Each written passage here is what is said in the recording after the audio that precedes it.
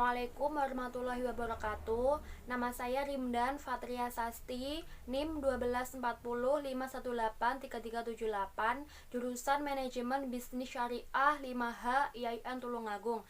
Di sini saya akan menyampaikan materi tentang mata kuliah Manajemen Sumber Daya Manusia mulai dari bab 1 sampai bab 6. Baik, langsung saja. Di sini saya akan menyampaikan materi yang pertama, yaitu tentang perencanaan sumber daya manusia yang efektif. Nah, untuk pengertiannya, perencanaan sumber daya manusia yang efektif adalah proses menghubungkan kebutuhan sumber daya manusia dengan strategi untuk memastikan bahwa kepegawaiannya itu cukup memadai, berkualitas, dan berkompeten untuk mencapai tujuan perusahaan. Nah, selain pengertian, di sini juga ada manfaat dari perencanaan sumber daya manusia yang efektif. Jadi manfaatnya adalah perusahaan akan lebih efisien dan efektif. Nah, kemudian karyawan akan mampu bekerja sesuai dengan SOP dan jam yang ditentukan oleh perusahaan. Nah, selain itu, karyawan juga mampu meningkatkan koordinasinya antar karyawan dan juga dapat meningkatkan kondisi kerja yang nyaman dan kondusif. Nah, terkadang di dalam satu perusahaan itu mengalami apa yang namanya kelebihan sumber daya manusia. Dan jika satu perusahaan mengalami hal tersebut, berikut cara mengelolanya. Yang pertama adalah memastikan arah kebijakan perusahaan mengenai pengurangan jumlah tenaga kerja. Yang kedua adalah bagian SDM harus melakukan beberapa hal. Yang pertama adalah menggabungkan pekerjaan.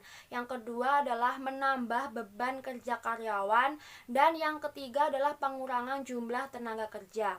Dan kemudian yang terakhir, jika keputusan perusahaan itu adalah pengurangan, maka perusahaan harus melakukan beberapa intervensi seperti pensiun dini, merubah grup shift, dan mengelola jadwal atau jam kerja.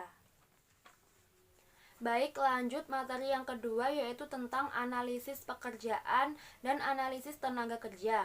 Nah, untuk pengertiannya yaitu proses kajian atau pengumpulan informasi secara sistematis atau menyeluruh mengenai tugas, kewajiban, dan tanggung jawab semua karyawan yang ada di dalam suatu perusahaan atau organisasi. Dan kemudian tujuannya adalah menyediakan informasi pekerjaan yang realitas atau nyata mengenai kondisi kerja, persyaratan, dan sebagai dasar pelatihan. Dan untuk manfaatnya adalah dapat mengetahui informasi pekerjaan, bisa menganalisis elemen, menyusun posisi organisasi untuk meningkatkan metode pekerja, mengurangi kesalahan, dan perbaikan kinerja. Dan fungsinya adalah perencanaan tenaga kerja, rekrutmen dan seleksi tenaga kerja, orientasi, dan pelatihan.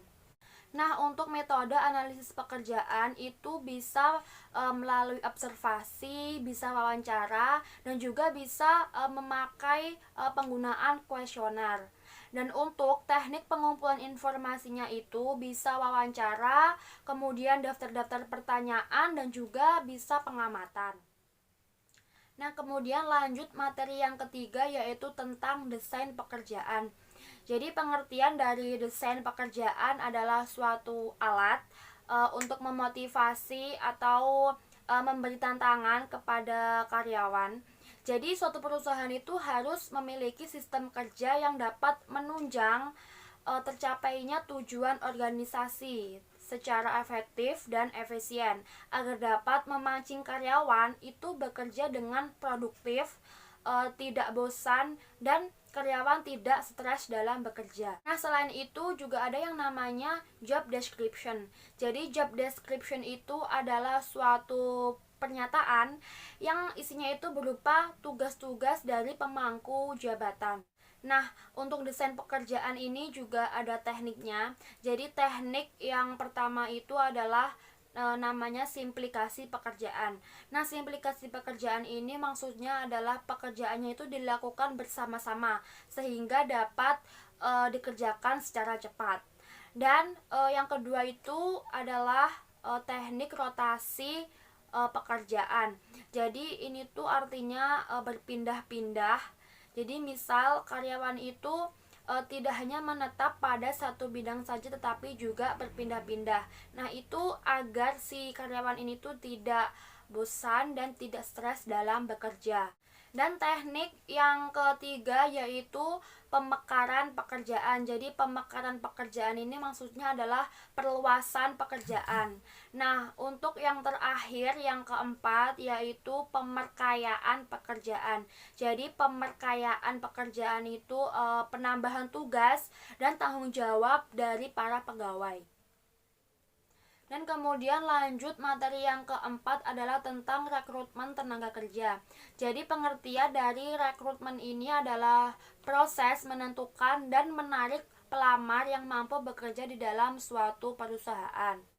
Dan tujuan dari rekrutmen adalah untuk memenuhi kebutuhan perusahaan dalam hal sumber daya manusia.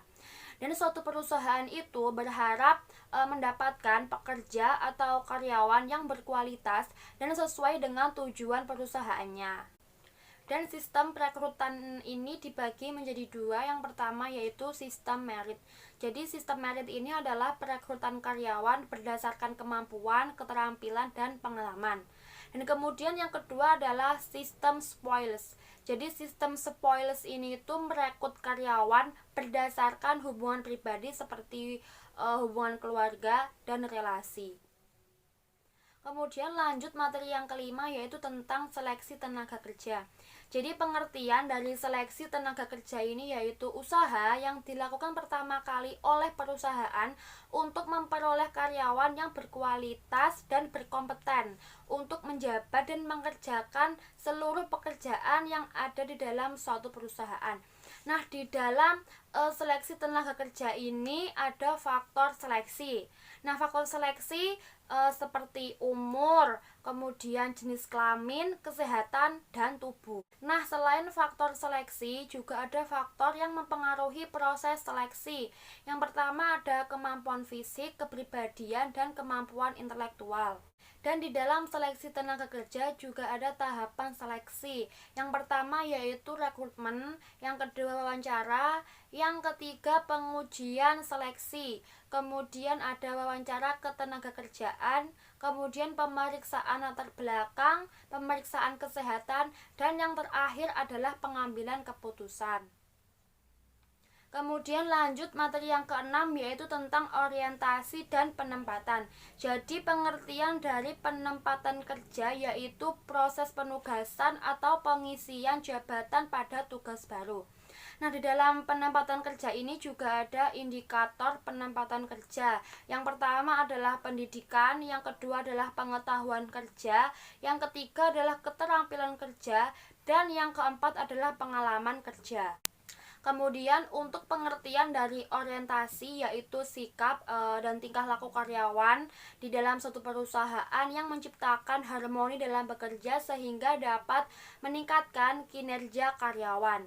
Dan di dalam orientasi ada manfaatnya juga. Yang pertama, manfaat dari orientasi dalam jangka pendek. Jadi yang jangka pendek ini itu maksudnya pengenalan awal di dalam suatu perusahaan terhadap lingkungan kerja. Dan kemudian ada yang jangka panjang. Untuk yang jangka panjang ini tuh lebih kompleks dan mendalam. Dan di dalam orientasi ini juga ada muatan program orientasi. Yang pertama ada masalah organisasi, yang kedua ada perkenalan staf, dan yang ketiga itu ada tunjangan karyawan, dan yang terakhir ada tugas-tugas jabatan.